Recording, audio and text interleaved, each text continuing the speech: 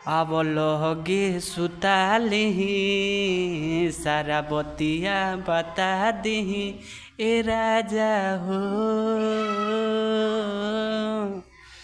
आवो देखा दिही बोलमुआ आवो देखा दिही।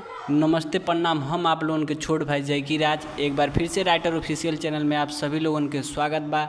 और आज बहुत ही हिट गाना लेके आयल बाटी। ट्रैक के नाम आपके पहले बता देते हैं, प्रमोद प्रेमी जी के ट्रैक के समय बहुत ही हिट पे चलता गाना। और गाने के बोल बाकी पगले बना देलू ये गोरी, यही ट्रैक पे बात है। जे भी भाई ये गाना के गावल चाहते हैं बिल्कुल गा सकला, कोनो भी दिक्कत ना हुई।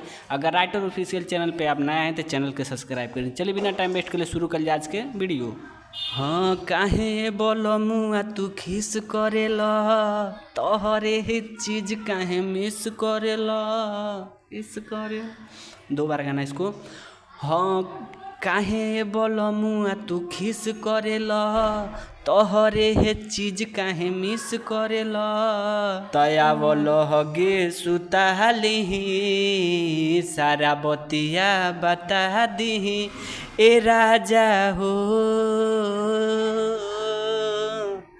आवो देखा दिही करे जा आवो देखा दिही।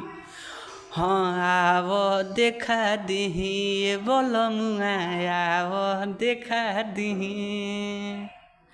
ती आप लोगों के मुखड़ा कैसन लागल प्लीज़ कमेंट करके जरूर बताइए। आप खातिर डेली मेहनत करें तो कमेंट करें। चलिए बिना टाइम वेस्ट के लिए शुरू कर जा। फर्स्ट अंतरा देखल जा कैसन बा। हाँ तुहारे सारा धन हो खाना जेतना मन हो, तोहरे खातिर रही धोइले देखो ना गोरा रंग हो। इसको भी दो बार रिपीट करना है। हाँ तुहारे सारा धन हो खाना जेतना मन हो, तोहरे खातिर रही धोइले देखो ना गोरा रंग हो। तो आज सब कुछ रटा दिही आव तुह के सिखा दिही ए राजा हो। आवो देखा दिही बोलमुआ आवो देखा दिही। हाँ आवो देखा दिही करे जाए आवो देखा दिही। तो चलिए बिना टाइम वेस्ट कर ले शुरू कर जा लास्ट अंतरा। और केहू भाई के डिमांड होगा तो अपन डिमांड कमेंट करिए। आपके भाई के वादा बाकी आपके डिमांड पे वो गाना जरूर आई। अगर जितना भी भाई अगर हमसे पर्सनल सॉन्ग लिखवाल चाहते स्क्रीन पे आपके नंबर शो करते हो 8756090687 ये हमारा पर्सनल नंबर बा। आप कॉल करके अपना मनपसंद के गाना लिखवा सकते बिना टाइम वेस्ट कर ले। चलिए शुरू कर जा लास्ट अंतरा।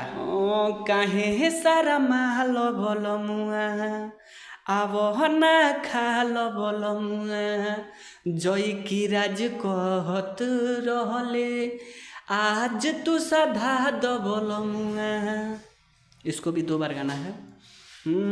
काहे सारा मालो बोलो मुआ आवो ना खालो बोलो मुआ जय की राज कहत रहले आवो ना साधा दो बोलो मुआ। तया बोलो हगे सटा दिही ताहर दुखवा मिटा दिही ए राजा हो। आवो देखा दिही ए बोलमुआ आवो देखा दिही।